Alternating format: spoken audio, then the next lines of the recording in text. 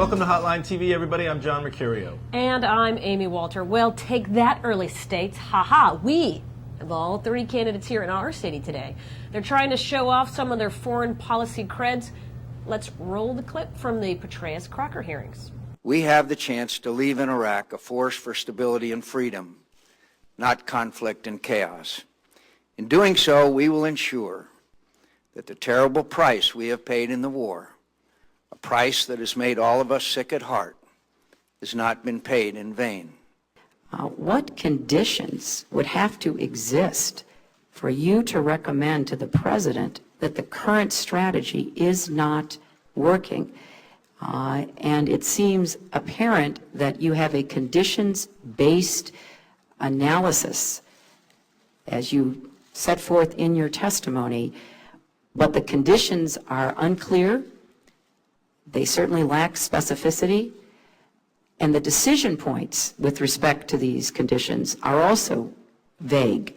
All right, so John, we don't really discuss policy here on this show, so let's just discuss, we don't know anything about what's actually going to be happening militarily, all right? But what we know is everybody's positioning themselves here to get a little something, something. Sure. Is anybody going to come out ahead, or is this just going to be a wash, or... Well, the one person who I think comes out ahead, who everybody sort of universally admires, is General Paetraeus. Look, I mean, every time he testifies, they always defer to him to some extent, to the expertise, the military expertise, and the strategic knowledge that he has about the situation in Iraq. We saw, though, I think, very familiar positions from John McCain, defending the progress, defending the surge, talking about a lot of progress that he's noticed in traveling to Iraq since early 2007. We saw Hillary Clinton come out right around 12:30. And start to ask much more probing questions about the conditions on the ground, saying, actually, our quote of the day, what conditions would have to exist, General Paetraeus, for you to recommend to the president that the current strategy isn't working, which is a really bizarre sort of question to ask, the main cheerleader of the war in Iraq. Except that he did come out saying, look, you know, he and Crocker both coming out, of course, things still need to improve. We still haven't gotten to all of our benchmarks, right? That they're not being totally Pollyanna-ish about this, right? That's so true. that to be able to say, all right, well, at what point do you say in this process, okay, we haven't reached these benchmarks, now it's a problem, as opposed to we will do it eventually. But still, it does put him in a position of saying, wait, what? The other interesting dynamic, though, is that, we're so used to seeing these guys, McCain, Clinton, and Obama, on the campaign trail. They are the three kings of American politics right now. And remember, they're back on Capitol Hill today. They're subject to the protocol and the rules of these committees on which none of them have any control. I mean, obviously, McCain is a senior member of armed services.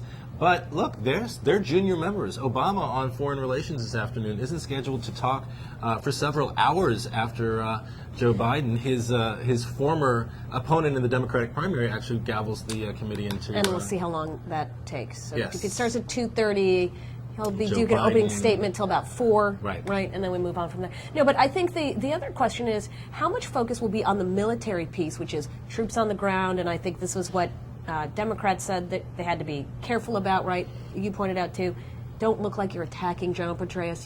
He's liked, he's respected. Very well respected, yeah. Or you really then focus it on Crocker and on the things that are not happening politically with the infrastructure concerns, right? So that taking the debate, if the debate is, should we support our troops? Of course. Is the surge working? Is violence being reduced? Of course. But if you're Democrats, if you're Carl Levin, you can see how he started this debate, which is why is there not better infrastructure? Why is all this money that the Iraqi government has not going to use to, why are we spending all the money? Why aren't they spending some of their own money? What's happening with these oil reserves? That's the sort of stuff I think that when that gets into that territory, the McCain line on we have to have victory, we need to support our troops, we can't appease the enemy, what's happening in Iran, that stuff I just think falls away. And for most voters who don't feel any more confident that things are getting better in Iraq or that will be successful in Iraq than they did a year ago, I don't know. But do voters really care about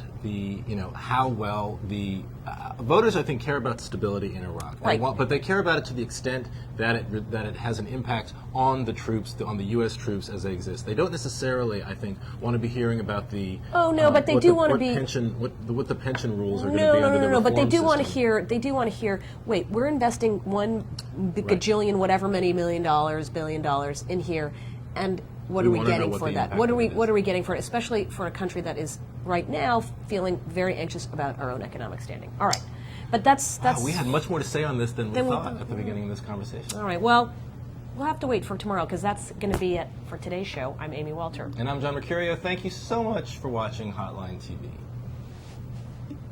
We need to do your patented. I can't do it as well as you. Yeah, you have to kind of. It's like a throw, like a dart.